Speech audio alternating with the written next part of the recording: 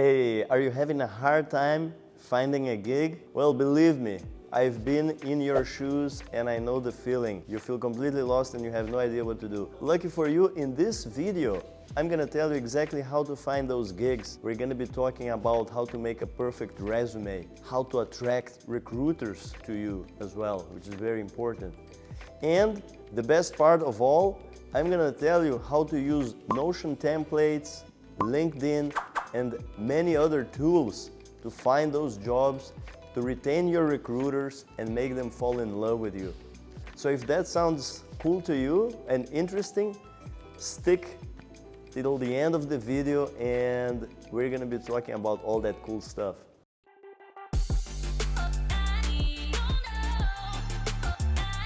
So finding gigs as a freelance programmer.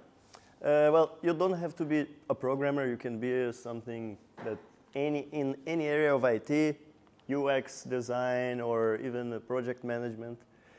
So yeah, let's start. So what you'll get from today's talk is hopefully gold. That's where I'm trying to take you to. This presentation, as you can see, it's not PowerPoint, it's a JavaScript program. So I coded the presentation because I'm a nerd. And the presentation is actually hosted as a website on this address. So you can access the presentation there and you can download resources and URLs for finding jobs. So let's go. So a little bit about me, and I like surfing, and that's why I'm here in Jeffreys Bay. I also program in Java. This is a very big programming language. I also am a YouTuber, and I talk about freelancing and effective working and stuff like that. This is the link to the channel if you want to watch. I've been doing freelancing for the last 4 years, and I also like to do a lot of adventures and traveling around. So, what is the problem with finding jobs? First, people don't understand the difference between freelancing and contracting. There is a big difference between these two areas. I will explain later. Then it's a bit hard to actually find the work. You get lost in the maze, you don't know if you go to LinkedIn or platforms and how to reach for the people, who are the people, and it's just not very straightforward, I guess. Then there's the resume. Some people do huge resumes, almost like books, because they have 15 years of experience, and then no one wants to read that, you know? So here I have a template of a resume that I use, and I spent 10 years developing this resume. And now it's finally working. Yeah. So I will share also the Google template that you can copy the resume and put your data in. Then there is the paralysis by analysis, which is a common phenomena that happens with everyone, where you overthink and you end up doing nothing. So, yeah, you may actually give up on trying to find work remotely or something like that. So first we need to understand what they want. And when I talk about them, it's the people that are going to hire you. And also the recruiters and the people that are actually going to work with you, they're two different people. So you need to kind of understand what are your gaps and what are your biggest strengths. So from all of the available jobs that you look for or gigs, you need to realize what you don't have and start writing it down. So like this is not like an exercise, it's like an exploratory thing you're going to be doing, looking at different positions, and maybe you will start seeing in all of them something that repeats a lot and you don't have it. So probably you should learn that skill. Then from those jobs, again, which skills appear the most? So for example, I'm a Java programmer. When I was doing this, I realized that almost every job requires a thing called Spring, which is a framework. It's like a tool that goes next to Java, so you can do something and something of value, you know. So for example, if you're a UI UX designer, you probably need Figma or Photoshop, you know.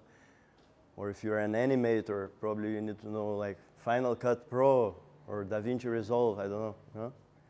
So this is something important. And then you should create a list of those things in some tool. I really like this tool called Notion. I'm not sure you guys know it. It's a really cool tool. It's for free until a certain amount of data. And you can really organize yourself using that tool. So after mapping what they want, you are going to go for the resume, which is how you're going to sell yourself to those recruiters and how they're going to perceive you. So what I found is that you got to, this is a computer science concept, KISS. So many times programmers, they want to show how good they are and they want to write really complex stuff, you know, so nobody can understand and think like, wow, this guy, he's smart, you know. But no, it's like a junior programmer thing. You don't do that. You write as simple as possible so everybody can read, and that makes you a great programmer.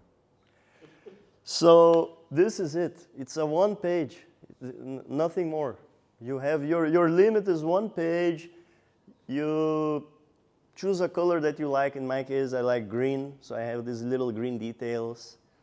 And then here you can put like where you're from, and here you tell a little story, like an intriguing story. Oh, I am passionate about this because when I was a child, my mother did something to me and then I became a programmer, you know. Something that, because they're going to look at this and imagine, they're looking at a lot of these and they're really boring.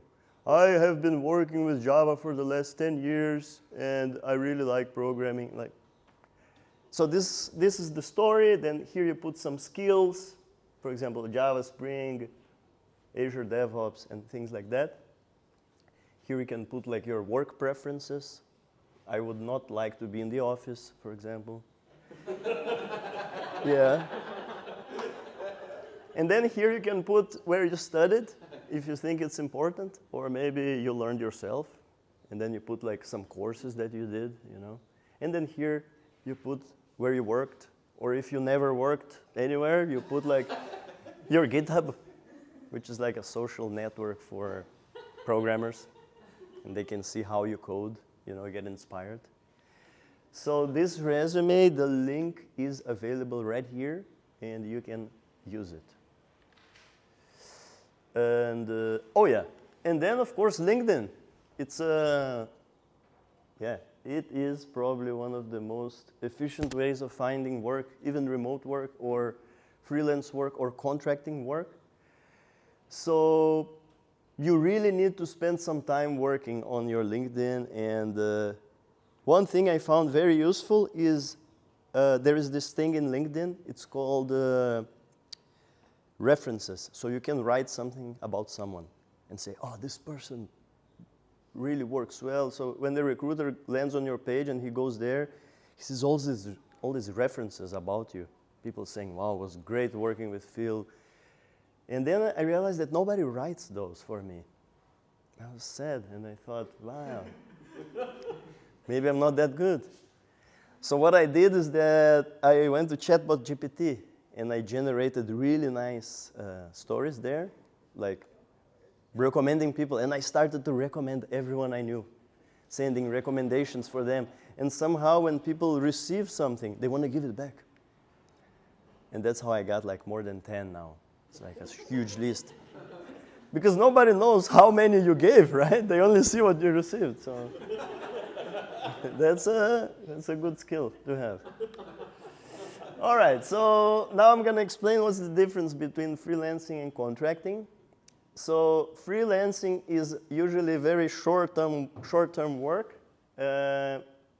can be like a little project or a little adjustment that you need to do in someone's website or back end.